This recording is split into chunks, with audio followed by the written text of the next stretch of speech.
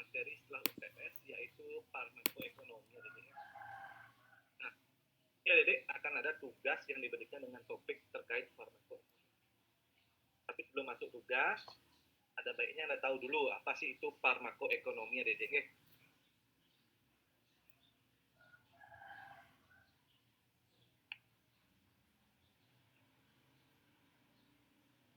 Nah, ini Dede overview materi kita hari ini sedikit mengantar mengenai farmakoekonomi, lalu akan saya tunjukkan mengenai biaya yang muncul dalam farmakoekonomi, kemudian model analisis farmakoekonomi, dan langkah-langkah analisis yang bisa dilaksanakan.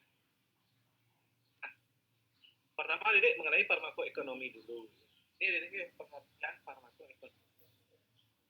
Analisis Dede, farmakoekonomi merupakan sebuah ilmu analisis Dede. Di mana apa yang dianalisis Dede? Yang dianalisis adalah harga dari terapi obat, ya, harga dari terapi obat, ya, di mana Dede nanti harga ini ya, bisa kita identifikasi, kita ukur, dan kita bandingkan masing-masing harga tersebut dengan outcome atau hasil terapi dari produk-produk farmasiutika. Jadi farmakoekonomi lah kegiatan analisis yang mengidentifikasi, mengukur, dan membandingkan harga dari berbagai macam outcome dari produk.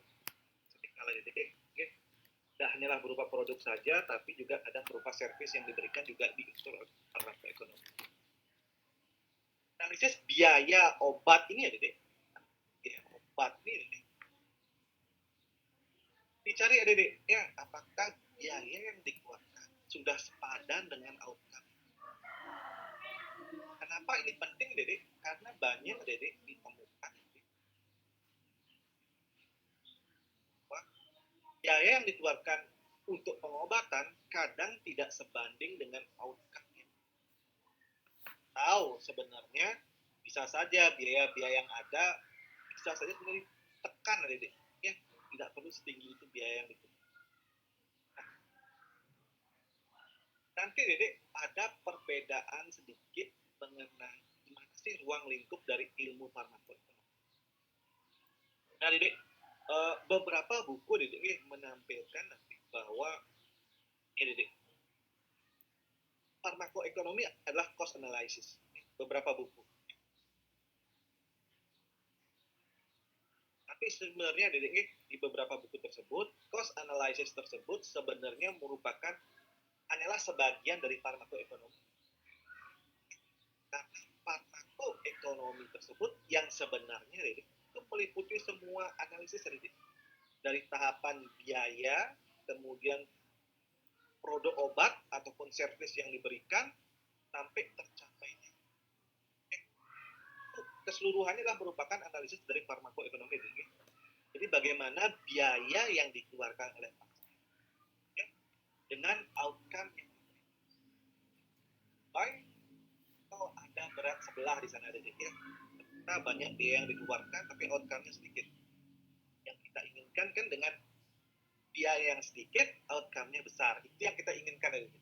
Tapi sering terjadi biayanya besar, outcome-nya tidak sesuai dengan biaya. Jadi ruang lingkup ilmu farmakoekonomi adalah menganalisis dari biaya yang dikeluarkan. Contoh gampang sekali Dede, saya ambil contoh gampang sekali. Kira-kira Dede, mana yang lebih analisis farmakoekonomi sederhana? Nanti bisa membedakan Dede, mana lebih tepat memberikan obat antibiotik, contohnya golongan cefadroxil yang harga generiknya adalah 13.000 dibandingkan dengan yang memberikan obat cefadroxil yang sama dengan merek dagang tertentu yang harganya 170 misalnya per satu strip. Itu perbedaan yang luar biasa sekali gitu. Dari satu harganya cuma 13.000, yang satu harganya 170.000. Ada gap biaya yang besar. Lalu bagaimana outcome-nya? Nah ini yang dianalisis oleh farmakoekonomi ya, melihat ya tadi yang saya bilang, mengidentifikasi, mengukur, dan membandingkan biaya pengobatan. Ya. Jadi farmakoekonomi membandingkan Kalau pasien mendapatkan produk cefadroxil dengan merek dagang tertentu yang harganya 170.000, kemudian satu pasien lagi mendapatkan yang cefadroxil generik harganya 13.000, ini outcome-nya seperti apa? Apakah ada perbedaan outcome? Ini pharmacoeconomic analysis merupakan ilmu yang memiliki cakupan untuk menganalisis.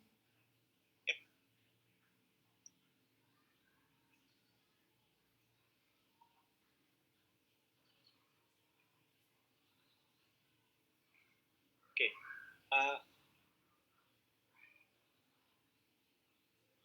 ini adalah tipe-tipe biaya. Tipe biaya yang ada dalam ilmu farmaka. Jadi penting sekali, Dede, untuk mengetahui ya, Dede, ada namanya perspektif dalam ilmu farmakoekonomi. Tiap analisis pasti punya perspektif. Ya. Jadi sudut pandang siapa analisis tersebut dilaksanakan. Ya. Nah, Dede, biasanya Dede dalam bidang ilmu farmakoekonomi, perspektif yang paling sering digunakan ya adalah perspektif institusi atau pembayar jasa medis. Ya. Nah, perspektif pembayar jasa medis misalnya meliputi perspektif dari pasien, ya misal asuransi, atau kombinasi dari pihak pasien. Nah, Anda sekarang sudah dapat gambaran kan kenapa farmakoekonomi ini berkembang pesat, Dede? Sebenarnya ada udang di balik batu, Dede. Sebenarnya farmakoekonomi berkembang pesat gara-gara perusahaan asuransi, Dede. Jadi mereka tetap melakukan analisis yang ketat, Dede. Kira-kira dengan obat seminimal mungkin bagaimana outcome yang ada. Jadi pihak ketiga di sini disamarkan ya, bisa siapa, bisa asuransi ya. Atau mungkin pihak perusahaan yang membayar jasa kesehatan mungkin. Jadi bisa seperti itu atau mungkin kombinasi pasien dan pihak. Nah, jadi dari perspektif mereka ini dari perspektif institusi, rumah sakit tempat Anda bekerja, atau apotek tempat pasien ikut layani. Kemudian dari perspektif pembayar jasa, bisa pasien, bisa punya asuransi, atau kombinasi pasien dan asuransi, maka dibuatlah berbagai macam tipe-tipe biaya dari mereka ini. Buatlah, dikelompokkanlah berbagai macam tipe-tipe biaya yang bisa muncul dalam farmakoekonomi. Nah, ada 4 tipe biaya yang bisa muncul. Pertama adalah direct medical cost. Jadi inilah biaya pengobatan langsung. Contohnya gampang banget, biaya obat itu direct medical cost. Ya. Kemudian biaya jasa dokter, ya. Biaya jasa instalasi gawat darurat, biaya rawat inap, biaya yang Anda langsung keluarkan. Ya. Keluarkan kemana? Keluarkan kepada rumah sakit. Ya. Ataupun kepada apotek, ya. Ataupun kepada tempat-tempat kesehatan lainnya. Kemudian ada namanya direct non-medical cost, biaya pengobatan non-langsung. Misal, Anda melakukan pengobatan kanker, tapi pengobatan kanker, obat kankernya dari Malaysia misalnya. Otomatis kan Anda perlu ke sana, Dedek, untuk mendapatkan perawatan. Biaya yang Anda keluarkan itu merupakan biaya non pengobatan. Ya, langsung. Contohnya biaya perjalanan ke rumah sakit. Dan mungkin Anda punya anak, biaya jaga anak selama perawatan. Itu Dedek, tipe biaya non medical cost. Ya. Inilah biaya-biaya yang Anda bayarkan. Nah, kemudian ada namanya indirect cost, Dedek. Biaya tidak langsung. Contohnya biaya cuti sakit, ya. Misalnya Anda sakit nih, sakit 1 minggu harus ke Malaysia, itu kan Anda harus cuti. Nah, ketika cuti kan Anda mendapatkan potongan gaji, Dedek. Itu termasuk biaya tidak langsung, Dedek. Ya. Biaya hilangnya produktivitas kerja, misalnya Anda bekerja entrepreneur misalnya, ya.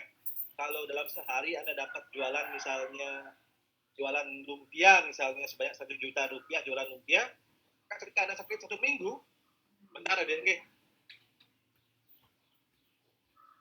maka ketika Anda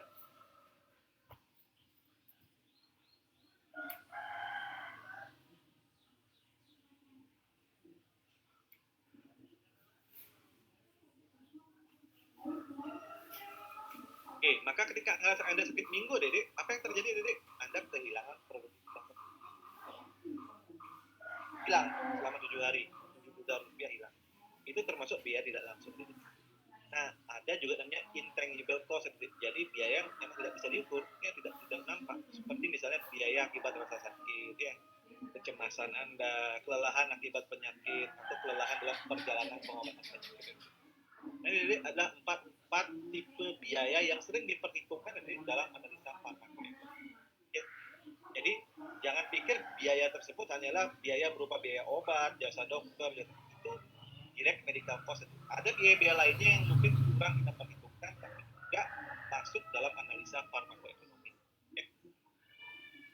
Jadi kalau Anda melihat input berupa biaya, memang sebagian besar berupa uang, tapi ada juga yang tidak berbentuk. Ya.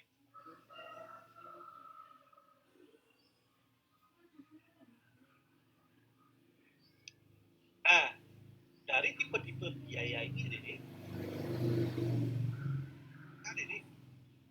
kita sebenarnya membangun biaya tersebut yang tadi yang kita paparkan dengan outcome terapi. Oke. Analisa antara biaya dengan outcome terapi membutuhkan analisa farmakoekonomi. Mana sih sebenarnya biaya yang bisa ditekan mungkin agar mendapatkan outcome terapi yang tepat, atau biaya yang tertinggi.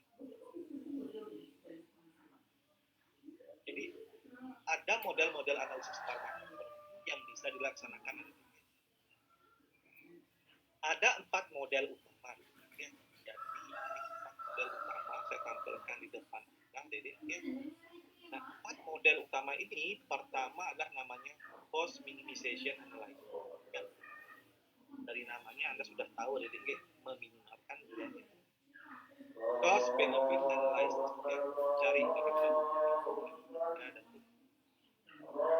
cost effectiveness analysis, biaya dengan efektivitas pengobatan.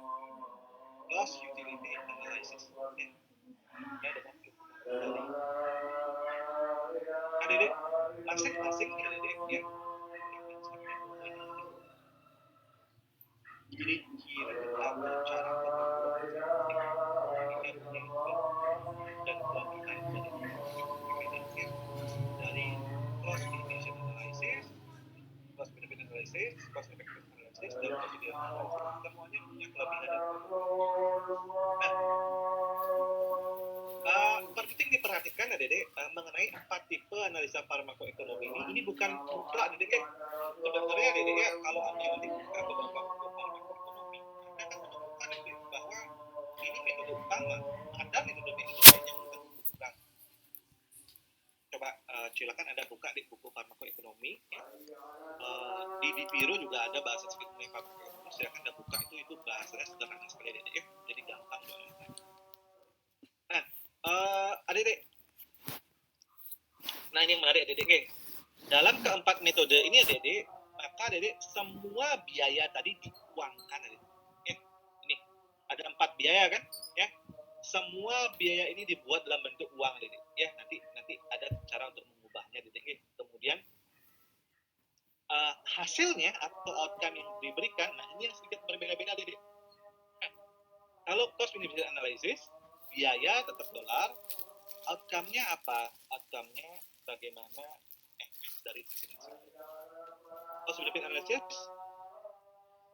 cost-nya berupa dolar, outcome-nya dolar. Nah, Dede, untuk memahami nih, Dede, ya, kita coba masuk sekarang satu persatu, Dede, ke masing-masing analisis ini, ya, agar Anda paham kenapa kok cost benefit analysis, cost-nya dalam bentuk dolar, outcome-nya dalam bentuk kesamaan di antara parameter. Coba kita lihat. Jadi, cost minimization analysis. Nah, cost minimization analysis ini, Dede, ini ya, Dede, biayanya dihitung dalam dolar atau dalam rupiah, Dede, kalau kita di Indonesia, nggih. Karena, Dede, outcome terapi sama. Ini ya, Dede, nggih. Ya, perhatikan, Dede, cost benefit analysis ini premis utamanya. biaya dihitung dalam uang, bisa rupiah, bisa dolar, sementara outcome terapi sama. Ya, di sini Dede, analisis dari cost minimization analysis ini Dede, sangat bergantung pada validitas asumsi bahwa outcome kedua alternatif terapi ini adalah dasar dari cost minimization analysis. Dasarnya adalah adanya asumsi bahwa outcome dari kedua alternatif pengobatan itu adalah sama. Keuntungannya apa? Gampang jadi pengukurannya karena outcome dianggap sama. Ya. Kekurangannya apa? Gampang sekali Anda juga bisa tahu. Hanya bisa diterapkan jika outcome sama. Jika outcome-nya berbeda, nggak bisa. Nah, coba kita kasih contoh kepada Anda, Dedek. Nah, Dedek, contohnya Dedek, rumah sakit Saint Petrus ya, harus memilih apakah harus mengganti obat antibiotik dengan obat anti. Outcome kedua obat Dedek itu sama. Ya, ekuivalen sama dalam artian apa, Dek? Ekuivalen terapeutik dan profil efektif. Namun antibiotik diadministrasikan secara intravena bisa 3 kali sehari, sedangkan antibiotik Y hanya perlu diadministrasikan intravena. Kira-kira Dedek pilihan yang harus diambil oleh. Nah Dedek, ingat perhatikan ya Dedek, asumsinya apa? Ada dua obat antibiotik X dan antibiotik Y. Ya, mereka berasal dari golongan obat yang sama. Contohnya, yang satu adalah misalnya cefotaxime, yang satu adalah ceftriaxone. Ya. Satu golongan yang sama, sama-sama golongan cefadroxil ya Dede. Ya. Namun ya Dede, antibiotik ini ya Dede diadministrasikan 3 kali sehari, bandingkan dengan antibiotik yang hanya perlu administrasi 1 kali sehari untuk pengobatan penyakit yang sama. Ya. Nah, manakah pilihan yang harus diambil oleh rumah sakit? Anda perhatikan, ada perspektif biaya. Ya, perspektif farmakoekonominya di sini adalah perspektif dari rumah sakit. Ya, bukan perspektif dari pasien, bukan perspektif dari asuransi, tapi perspektif dari institusi, yaitu merupakan rumah sakit. Kira-kira Dedek, mana yang akan diambil oleh rumah sakit? Nah, jadi Dedek perlu diperhitungkan biaya-biaya yang tadi ya Dedek ya. Option A misalnya, antibiotik X diberikan intravena 3 kali sehari. Direct medical cost-nya harga obat untuk sehari. Farmasi menyiapkan obat 3 kali, waktu perawat mengadministrasikan obat 3 kali. Ini direct cost yang dihabiskan. Ya. Kemudian antibiotik Y diberikan 1 kali sehari. Ya. Direct medical cost-nya apa? Harga obat sehari. Ya. Waktu farmasi menyiapkan obat 1 kali sehari, waktu perawat mengadministrasikan obat 1 kali sehari. Ya. Perhatikan outcome-nya dianggap sama dan tidak ada biaya-biaya lain. Ya, biaya lain dianggap nol. Nah, ternyata Dedek, dari analisa farmakoekonomi didapatkan bahwa biaya obat X harganya 100.000 Dedek. Ya, lebih murah harganya obat X dibandingkan dengan obat Y. Obat Y harganya 200.000 Dedek. Ya. Ternyata Dedek, kalau kita ukur biaya obat X itu Anda butuh 3 kali dalam sehari. Jadi 3 kali 100.000 Dedek. Kemudian biaya obat Y meskipun harganya lebih mahal 200.000 ya, tapi hanya diperlukan pengadministrasian 1 kali sehari ya. Kemudian biaya penyiapan oleh farmasi 5.000 kali 3 15.000 Dedek ya. Ya, administrasi oleh perawat 10.000 kali 3 30.000. Jadi kalau Anda jumlahkan ini totalnya 345.000 biaya yang dikeluarkan Dedek dengan antibiotik golongan A. Sementara antibiotik golongan antibiotik yang Y Dedek ya, pada option B itu hanyalah menghabiskan biaya 215.000 untuk penyiapan. Jadi Dedek, dari sini Dedek udah jelas sekali Dedek, mana biaya yang akan Anda pilih. Anda akan memilih biaya yang option B Dedek, karena lebih murah jatuhnya. Hanyalah 215.000 Dedek dibandingkan dengan yang option A. Dengan asumsi ya Dedek, sekali lagi, dengan asumsi outcome. asumsi utamanya. Kalau outcome-nya beda, jelas. Ya. Tetap ingat adik, sekali lagi, pada cost minimization analysis, Anda mencari biaya terendah dengan asumsi bahwa outcome yang dihasilkan sama. Ya, sama di antara kedua grup. Ya, baik option A ataupun option B, outcome yang dihasilkan sama. Tapi ini terbatas banget untuk obat-obat yang memang ekuivalen secara terapeutik. Ya, punya profil efek samping yang sama. Jadi terbatas banget pada golongan-golongan obat-obat dalam satu golongan. Toh, cefadroxil golongan cefadroxil bisa dibandingkan seperti ini. Ya, nggak bisa nih cefadroxil Anda bandingkan dengan fluoroquinolone misalnya. Ya, itu nggak akan match ya analisis cost minimization analysis ini. Kenapa nggak match? Karena outcome-nya tidak sama. Bisa berbeda outcome-nya. Oke. Ada pertanyaan dulu mengenai cost minimization analysis. Silakan kalau ada pertanyaan.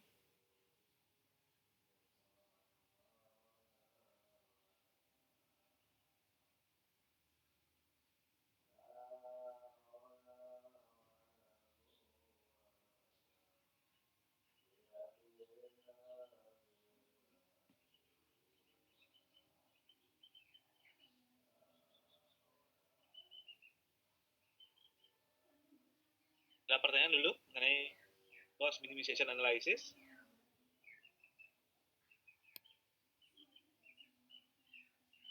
Oke, tidak nggih? Nah, kita masuk ke analisis kedua tadi, yaitu cost benefit analysis. Nah, jadi ada asumsi yang penting sekali diperhatikan dalam cost benefit analysis. Di mana, Dek? Biaya atau cost dihitung dalam rupiah, Dek.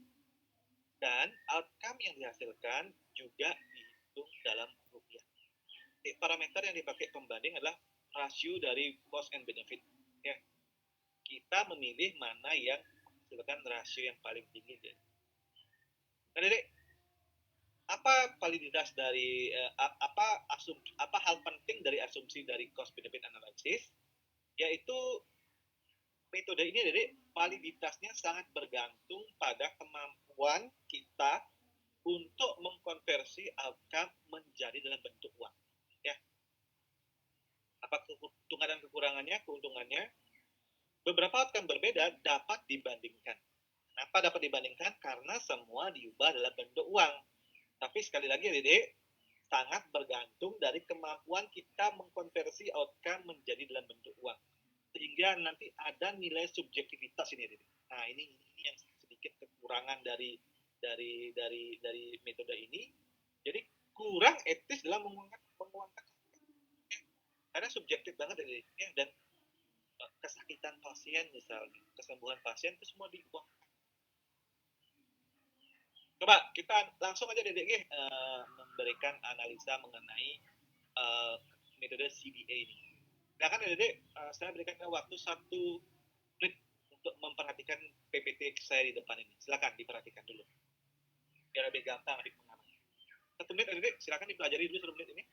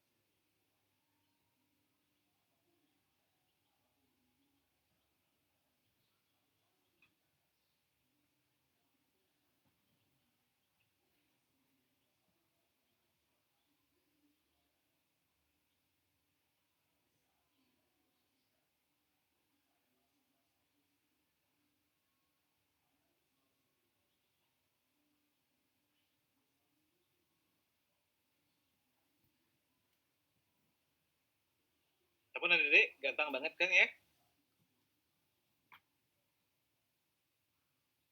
Oke, jadi begini Dede.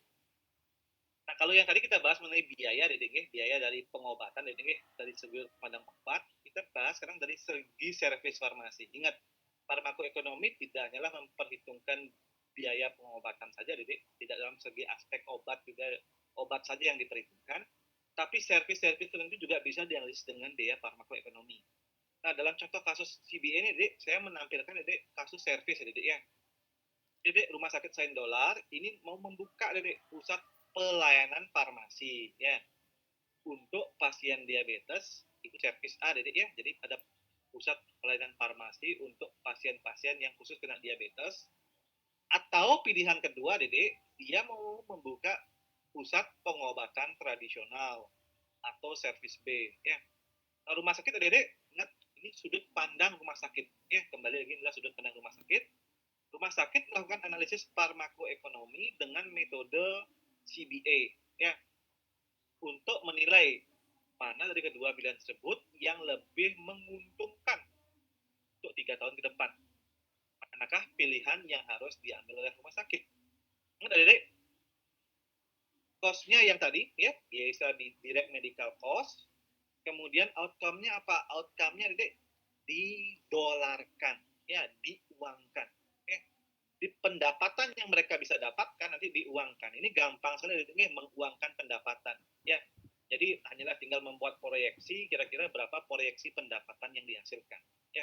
Nah, di option A Dede, mendirikan pusat diabetes, biaya setting awal yang dihabiskan ya untuk membuat pusat diabetes sekitar $50.000 pada tahun pertama. Kemudian biaya yang dihabiskan untuk memaintenance pusat diabetes tersebut dari tahun kedua dan ketiga adalah $20.000. Ya, dengan perkiraan keuntungan kira-kira mendapatkan keuntungan $40.000 per tahun. Ya. Kemudian pusat obat tradisional biaya setting awalnya Dedek butuh $40.000, lebih murah Dedek, $40.000 lebih murah. Tapi Dedek biaya maintenance-nya dari tahun ke tahun, terutama untuk tahun kedua dan ketiga, itu adalah $30.000 Dedek. Kemudian outcome-nya ini lebih besar Dedek, $45.000 per tahun. Nah, Dedek sekarang Anda diminta untuk melakukan analisa selama 3 tahun ke depan, kira-kira mana dari kedua pilihan ini yang lebih menguntungkan. Gampang banget Dedek, Anda hanyalah tinggal menghitung cost selama 3 tahun itu berapa ya. 50.000 di tahun pertama, 20.000 di tahun kedua, 20.000 di tahun ketiga. Dapat costnya $90.000 ya. Kemudian berapa sih penghasilannya 3 tahun? Option A 40.000 dikali 3 dapat penghasilan 120.000. Tinggal Anda bagi aja benefit to cost ratio-nya. $120.000 Anda bagi dengan cost $90.000 dapat 1,33 perbandingan. Ya. Sementara option B, biaya setting awal lebih murah, $40.000 aja menghabiskan. Tapi untuk maintenance selama 2 tahun ke depan, $30.000 dan $30.000 menghabiskan. Total biaya jadinya adalah sebanyak $100.000. Ya. Tapi outcome ke pendapatannya $45.000 per tahun. 45.000 Anda kalikan selama 3 tahun, dapat terus 35.000. Karena tinggal Anda bagi aja benefit to cost ratio. 135.000 ya, penghasilan atau outcome selama 3 tahun dibagi dengan $100.000 selama yang merupakan biaya selama 3 tahun. Dapat 1,35. Mana yang Anda pilih, Dedek? Anda pilih yang punya benefit to cost ratio paling besar. Dalam hal ini, Anda pilih option B, di mana benefit cost index-nya 1,35. Lebih besar, Dedek. Seperti itu. Oke, jadi CBA gampang kali, Dedek. Perhatikan benefit and to cost ratio-nya, cari yang paling tinggi. Ingat, outcome-nya semuanya dibuat dalam bentuk uang seperti itu. Ada pertanyaan untuk kasus CBA, Dedek? Silakan.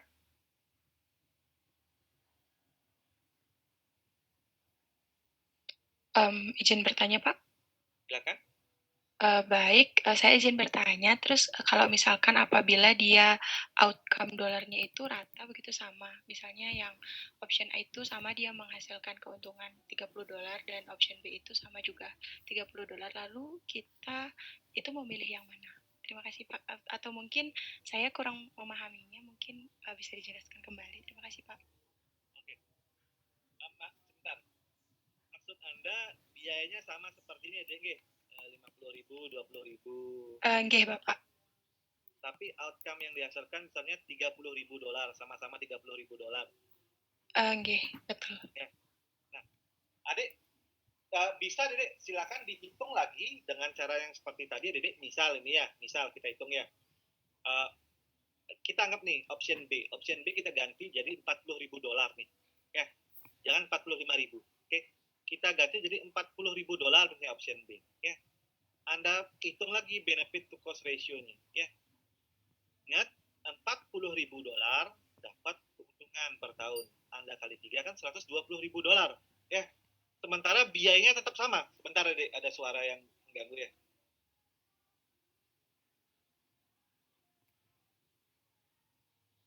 Nah, biayanya kan tetap sama, costnya tetap sama. Jadi costnya tetap $100.000 selama 3 tahun.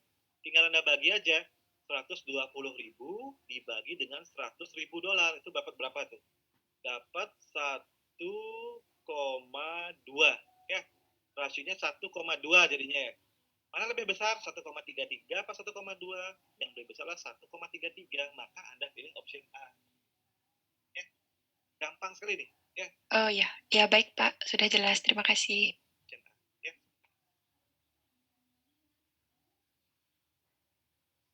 Oke, terima kasih. Sekarang kita lanjut lagi nih metode yang ketiga. Nah, ini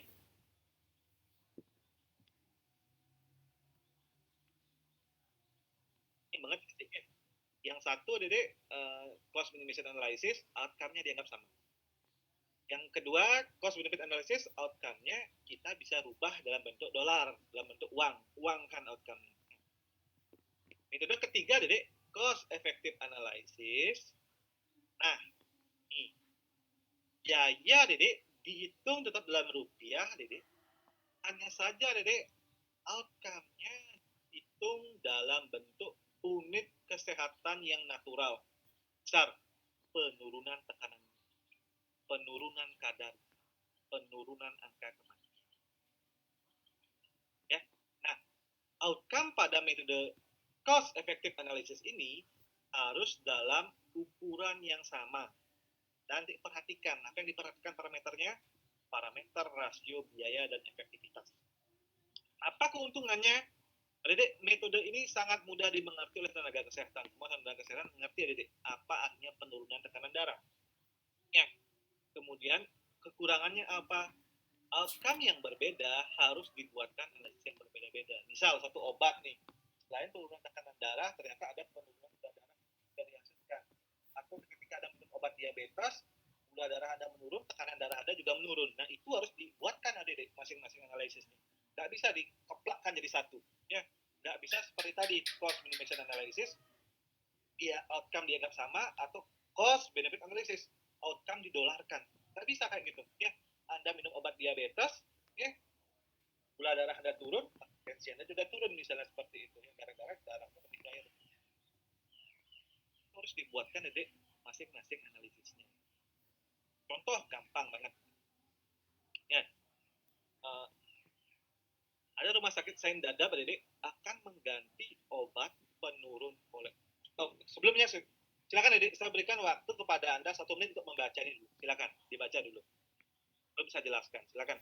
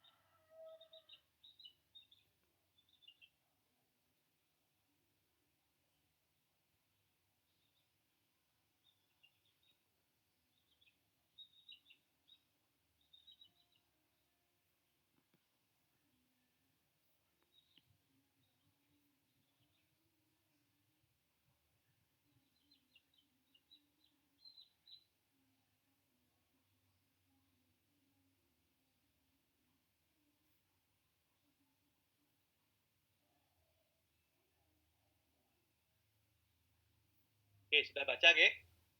Gampang sekali kan adik-adik ya? Gampang sekali adik-adik. Gampang sekali ya. Gampang saya pengukurannya, adik. Cuman ini yang paling berat nanti untuk mencari outcome-nya. Nanti coba kita bahas sebentar. Rumah sakit Saint Dadam, adik akan mengganti obat penurun kolesterol. Ya, dia akan mengganti obat penurun kolesterol pada formularium. Obat baru tersebut adik punya kemampuan yang lebih baik dalam menurunkan kolesterol. Ya, pun memiliki harga yang lebih mahal. Manakah adik kira-kira pilihan yang harus diambil oleh rumah sakit? Ya, saya menampilkan sudut pandang rumah sakit di sini adik ya. Nah, adik, option A obat A tadi adik, direct medical cost yang dihasilkan itu hampir $1.000 per tahun. Ya. Sementara untuk obat B, direct medical cost yang harus dikeluarkan itu $1.500 per tahun misalnya. Ya. Nah, lebih banyak direct medical cost-nya ya. Kemudian outcome penurunan yang dihasilkan, outcome-nya ya. Ternyata kalau option A kira-kira diprediksi penurunan gula darahnya penurunan kadar kolesterol yang bisa dihasilkan oleh obat A selama setahun itu kira-kira sebanyak 25 mg per desiliter. Ini prediksi, ya, perkiraan, ya, dari data-data kemampuan obat tersebut untuk menurunkan kolesterol. Sementara yang obat B itu kan lebih baik selama setahun obat B ini diperkirakan mampu menurunkan kadar kolesterol 30 mg per desiliter. Ya, jauh lebih baik lebih baik daripada obat A. Cuman memang harga yang harus dikeluarkan lebih mahal. Nah, kira-kira mana akan dipilih oleh rumah sakit Mungkin kalau secara gamblang ya tanpa analisa ekonomi, mungkin Anda akan berpikir rumah sakit akan memilih option B karena lebih bagus outcome-nya. Tapi tidak begitu analisa farmakoekonomi. Lalu sekarang apa yang dilakukan dianalisa farmakoekonomi ya. Gampang sekali saya pilihkan yang paling gampang buat Anda sebagai contoh agar Anda bisa memahami. Biaya yang dikeluarkan selama 1 tahun adalah $1.000. Kemampuannya menurunkan kolesterol selama 1 tahun juga 25 mg per dolar. Tinggal dibagi aja ya. Untuk dapat apa? Rasio benefit per apa? Per efektivitas. Ya. Rasio biaya per efektivitas. Ya. Jadi berapa biaya yang dihabiskan, berapa efektivitasnya. Tinggal dibagi aja. $1.000 Anda bagi 25. Dapat $40 per miligram desiliter. Artinya rumah sakit mengeluarkan biaya $40 untuk menurunkan 1 miligram per desiliter dari kadar kolesterol. Sementara obat yang baru option B $1.500 selama setahun yang perlu dihabiskan. Kemampuannya menurunkan gula darah 30 mg per desiliter. Kalau dibagi ternyata 1.500 bagi 30 dapat $50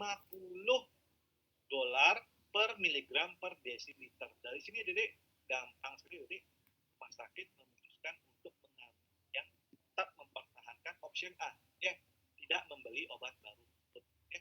Ini analisa cost effective analysis. Pak, bagaimana kalau ini bukan kolesterol, Pak? Bagaimana kalau gula darah? Ya tulis. Outcome gula darahnya kira-kira berapa? Dari diturunkan selama 1 tahun. Mungkin ada yang berpendapat, Pak, dari mana dapat data outcome ini, Pak? Data outcome ini diambil dari data hasil sebelumnya. Ya. Data sebelumnya, ya. Option A sudah ada datanya. Sekian tahun di rumah sakit tersebut, karena obat A ini bisa menurunkan kadar kolesterol sebanyak ini pada rata-rata pasien. Jadi semua ini adalah data yang telah diolah. Ya. Outcome-nya juga berupa data. Ya. 25 dan 30 ini berupa data pengembangan. Di sini ya, berarti mencari outcome. Ya.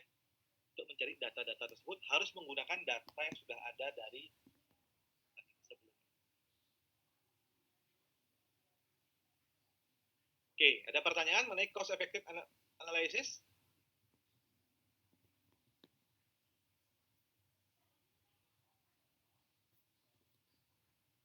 Nah, kita masuk ke cost utility analysis. Ya. Nah, cost utility analysis ini ada asumsi yang perlu dipertimbangkan. Jadi biaya sendiri dihitung dalam rupiah, tapi adik outcome-nya dihitung dalam bentuk unit utilitas pasien atau quality adjusted life yearly kali ya adik ya. Nah, kali ini adik digunakan sebagai satuan untuk mengukur outcome ya. Nah, adik apa sih artinya satu kali? Satu kali diartikan sebagai 1 tahun sehat tanpa sakit apapun. Outcome yang lebih membingungkan ya adik dibandingkan yang tadi adik. Satu kali diartikan bahwa 1 tahun sehat tanpa sakit apapun. Jadi saya nggak akan menjelaskan kepada Anda bagaimana cara menghitung kali, ya. Ini ada buka buku farmakoekonomi, ya. Bagaimana cara menghitung kali ini, ya. Kali ini, ada 3 cara menghitungnya, pakai rating scale, pakai standar gamble, pakai time trading off atau OTT. Biasanya OTT ini yang sering dipakai untuk menghitung quality adjusted life yearly kali. Nah, Dedek, apa sih keuntungan dan kekurangan? Kali ini Dedek mampu membandingkan outcome berbeda, ya, dengan menggunakan kali.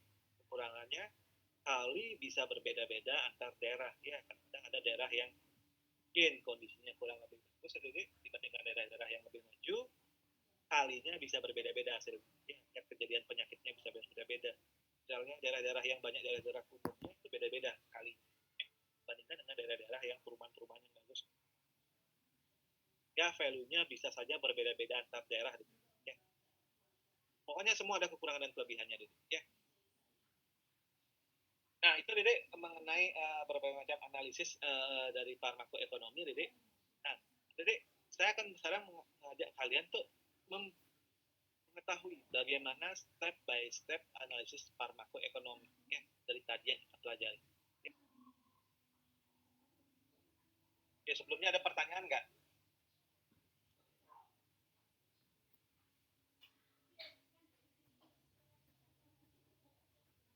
Sepertinya belum, Bapak. Oke. Ya. Jadi step by step analisis farmakoekonomi. Ini sebentar, ini kita jeda dulu 5 menit, ini saya harus.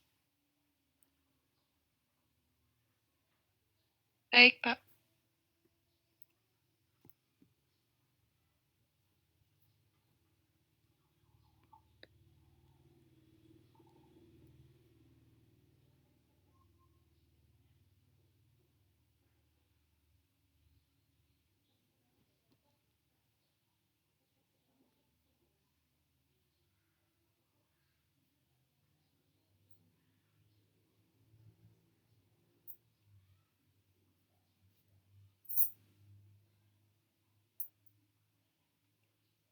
Jangan salah ngarep ya.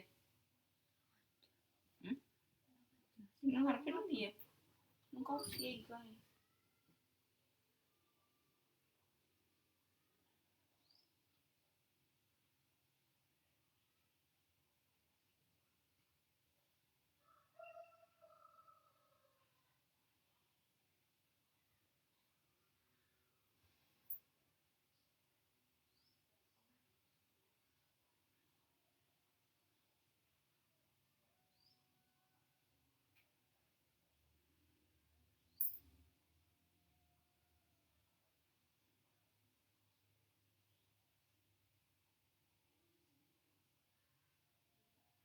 Adik, Anda sendiri ada berapa kelas? Adik, satu kelas saja kan ya? Adik, nanti saya minta nih untuk tugas nih. Nanti dibagi kelas ini menjadi 8 kelompok, adik. Nanti ya, untuk tugas ya. Oke, kita lanjut lagi. Kita share lagi. Sorry, bukan ini.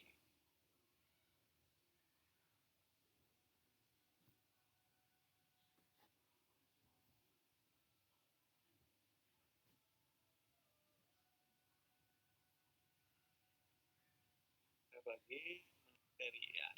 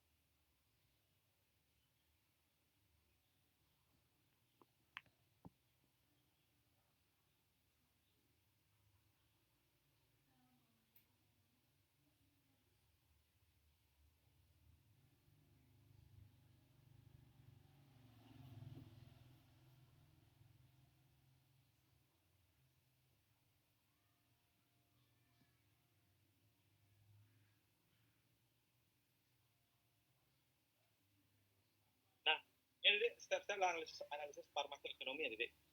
Ya. Jadi tahapan pertama dalam analisis farmakoekonomi adalah define the problem. Ya. Contoh nih ya, kita ambil contoh Dek. Obat antibiotik ya untuk UTI ya, apa yang harus di add ke dalam formularium ya. UTI itu urinary tract infection ada di infeksi-infeksi yang menyerang saluran kemih Anda ya. Nah, contohnya ada di contoh obat antibiotik apa yang harus dimasukkan ke dalam formularium. Anda harus cari dulu ada apa tipe-tipe obat antibiotik yang tersedia ya. Dan kenapa harus diganti ya, apa yang salah dengan obat yang ada sebelumnya di formularium. Misalnya seperti yang tadi saya perhatikan, misalnya contoh yang satu digunakan 3 kali sehari, yang satu kali sehari, yang 3 kali sehari lebih banyak biayanya dibandingkan dengan 1 kali sehari. Itu kan problem DDG. Harus didefinisikan secara spesifik apa antibiotiknya, berapa banyak penggunaan ya, dan berapa biaya yang diperlukan untuk mengadministrasikan antibiotik tersebut ya. Terus bagaimana misalnya efek terapi yang dihasilkan, sama nggak secara farmakologis dan sebagainya. Harus dijelaskan ini secara spesifik. Kemudian yang kedua, tentukan perspektif studi. Perspektif dari institusi, asuransi, atau pasien. Contoh, kalau penyediaan antibiotik di sini berarti berdasarkan perspektif dari rumah sakit yang digunakan seperti itu. Ya. Kemudian determine specific treatment and alternative and outcome. Identifikasi jadi semua alternatif dan outcome positif atau negatif. Contoh, untuk pilihan dari antibiotik tersebut ya. Apa aja pilihan-pilihan yang mungkin digunakan untuk mengganti antibiotiknya. Misal antibiotik X ternyata dipakai 3 kali sehari. Ada pilihannya nih, antibiotik Y dipakai 1 kali sehari. Antibiotik Z misalnya dipakai misalnya 2 kali sehari. Kita tentukan dulu ya, apa aja alternatif dan outcome yang dihasilkan. Ya. Ternyata kalau antibiotik Y memang dia dipakai 1 kali sehari, tapi harganya lebih mahal misalnya. Kalau antibiotik Z dipakai 2 kali sehari, harganya sama dengan antibiotik X misalnya, yang digunakan 3 kali sehari. Nah ini jadi Anda cek dulu ya, apa aja outcome yang dihasilkan oleh alternatif pilihan. Ya. Kemudian seleksi jadi mana metode analisis yang Anda gunakan. Mau pakai CMI, mau pakai CBI, CEA, atau CUE. Ya. Silakan Anda pilih yang manapun. Ya. Sesuai dengan apa? Sesuai dengan bagaimana, apakah Anda bisa menunjukkan outcome-nya apa tidak. Ya. Kalau Anda anggap outcome dari keduanya sama, gunakan metode cost minimization analysis. Kalau Anda pikir outcome-nya tidak sama keduanya, bisa Anda gunakan cost benefit analysis seperti itu. Ya. Ataupun metode-metode analisis yang lainnya. Kemudian tentukan inputnya apa, outcome-nya apa. Ini harus didetailkan ya, biaya yang dikeluarkan apa aja. Hitung cost-nya berapa. Ya, baik biaya langsung atau biaya tidak langsung, itu bisa ditentukan. Ya. Kemudian ukur outcome-nya. Apa yang Anda gunakan untuk mengukur outcome? Apakah kalau outcome-nya sama, ya enggak. Cost minimization analysis. Kalau outcome dalam bentuk uang, ini metode cost benefit analysis. Ya. Untuk terapi ataupun dalam bentuk akan tentukan apa outcome-nya, ukur. Kemudian identify the resource and necessary untuk analisis ya, data, limit, dan validitas data ya, seperti itu. Misalnya kalau untuk menghitung unit terapi ya, Anda harus mau nggak mau nih mencari data efektivitas antibiotik tersebut seperti apa ya, cari datanya ya, lihat bagaimana data tersebut ya, Anda mau nggak mau harus mencarinya ya. Kalau Anda pakai metode yang tadi ya, pakai untuk menentukan berapa kali yang mungkin ada yang mungkin bisa didapatkan oleh pasien. Misal ternyata kalinya 2, jadi ada 2 tahun hidup tanpa ada sakit apapun kira-kira kalau dengan memberikan obat ini seperti itu misalnya. Ya. Kemudian baru establish the probability for the outcome of the treatment alternative. Lalu ada berikan probabilitasnya dari antibiotik A, antibiotik B, dan antibiotik C tersebut. Mana yang lebih besar probabilitasnya. Kemudian construct the decision tree. Gambaran menyeluruh dari cost benefit analysis itu dibuat dengan cara mengkonstruksi antibiotik B. Ini tanpa antibiotik B gitu ya. Antibiotik B ini ada obat A, obat B ya. Ini kesuksesannya seperti ini ya. Keberhasilan seperti ini. Ini dapat dari mana data ini? Dari tadi ya. Analisa data, limit dan kualitas data dari masing-masing antibiotik ya. Kita dapatkan seperti ini deh. Ya. Dapat nanti decision tree for UP-nya seperti ini. Ya. Nah, ini dapat pilihan-pilihan dari apa sih masing-masing mana aja yang obat yang akan digunakan nanti ya seperti itu. Kemudian pakai lakukan sensitivitas analisis ini untuk mengecek ya apakah benar-benar seperti ini nilainya apa tidak. Ya, kita coba cari ganti coba harga antibiotiknya dari berbagai macam vendor. Pasti mungkin punya harga yang berbeda-beda. Masukkan aja harga yang berbeda-beda tersebut sekarang ke sini ke dalam analisis tree ini. Jadi Anda lihat masing-masing kira-kira mana berubah nggak biaya yang dikeluarkan nanti oleh drug A maupun drug B. Dan presentasikan hasilnya seperti ini. Ya, nanti Anda pilih nih dari sini. Ya. Dari sini, Dede, Anda kan tahu mana sih obat yang dibandingkan dengan. Ya. Ini kan cuma ada drug A sama drug B aja, bisa aja ini ada 10 obat lagi. Drug C, D, E, dan seterusnya, Dede. Bisa seperti ini. Ini semua bisa diperhitungkan biaya. Ya. Dede, terima kasih Dede atas perhatiannya, Dede. Demikian kuliah farmakoekonomi. Ada yang mau ditanyakan, silakan.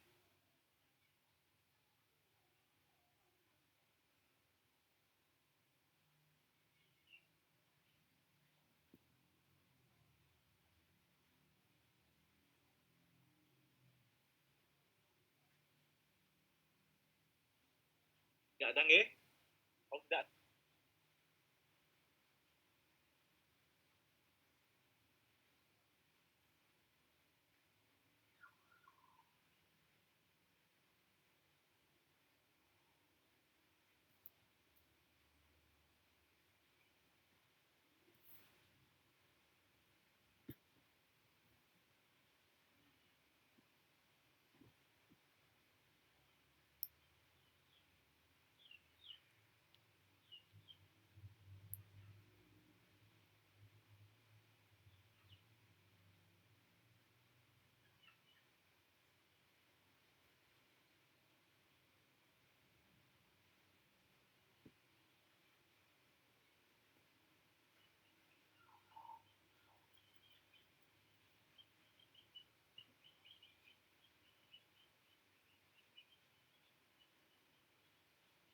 Mohon maaf, Bapak, untuk suaranya masih di mute.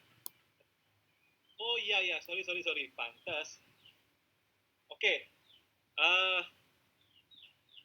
Adik, inilah rancangan tugas kalian, adik. Jadi nanti selama 4 pertemuan ke depan dengan Bu Febri, Anda akan mempresentasikan tugasnya, adik. Nah, tugas Anda adalah, adik, saya minta Anda melakukan review literatur jurnal. Ya. Gimana, adik? Jurnalnya terkait apa? Terkait 4 topik analisis farmakoekonomi. Cost utility analysis, cost benefit analysis, cost effectiveness analysis, cost benefit analysis. Ya. Gimana, Dedek? Saya mau minta Anda untuk membagi kelas Anda menjadi 8 kelompok. Kelompok 1 sampai dengan kelompok 8 berdasarkan urutan absen. Ya. Tiap 2 kelompok mendapatkan satu topik. Misal kelompok 1 dan 2 dapat topik A, Dedek. Ya. Kelompok 3 dan 4 dapat topik B, kelompok 5 dan 6 dapat topik C, kelompok 7 dan kelompok 8 dapat topik D. Ya. Masing-masing kelompok, Dedek, diberikan mencari satu jurnal yang menggambarkan mengenai analisa farmakoekonomi di atas. Ya. Kelompok dengan topik yang sama tidak boleh, Dedek, membahas jurnal yang sama. Silakan, satu topik Anda kan, ya. Contohnya, Bahas studi analisis. Ini kan satu topik ya. Ya. Anda harus membahas jurnal yang berbeda, jangan bahas jurnal yang sama. Ya. Tiap kelompok Dedek tidak perlu membuat makalah, hanya perlu membuat PowerPoint. Ya. Ini pembagian tugasnya, silakan dibaca Dedek pembagian tugas tersebut Dedek ya. Kemudian presentasinya Dedek, sesi presentasi nanti menggunakan PowerPoint atau alat bantu lainnya, silakan Dedek. Di mana Dedek PowerPoint-nya tidak boleh lebih dari 10 slide. Dengan mengikuti urutan sebagai berikut: pembukaan materi, kemudian literatur reviewnya seperti apa, kesimpulan dan pustaka. Tiap kelompok Dedek diberikan waktu presentasi selama 10-15 menit ya. Dedek ingat 10 slide semuanya ya, dari pembukaan materi, literatur review, kesimpulan sampai pustaka. Lengkap.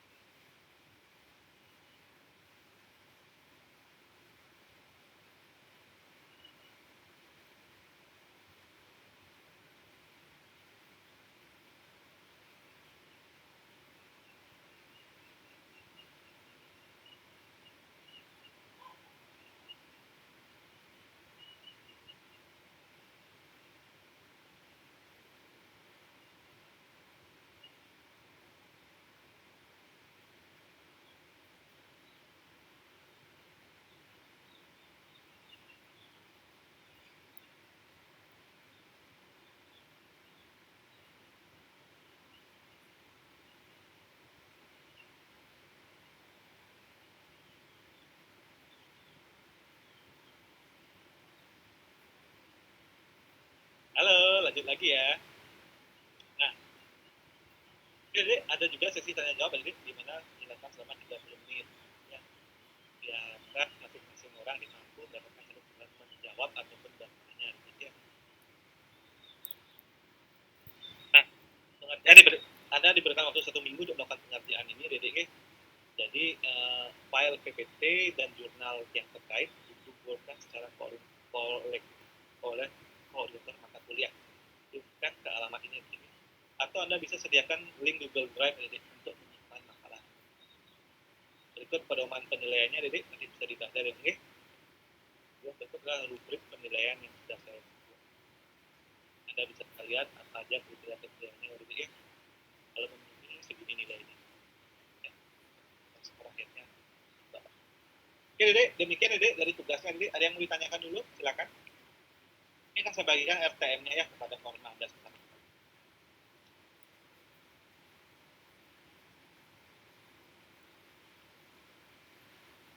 Jelas Dedek? Kalau jelas, demikian Dedek kuliah saya hari ini Dedek.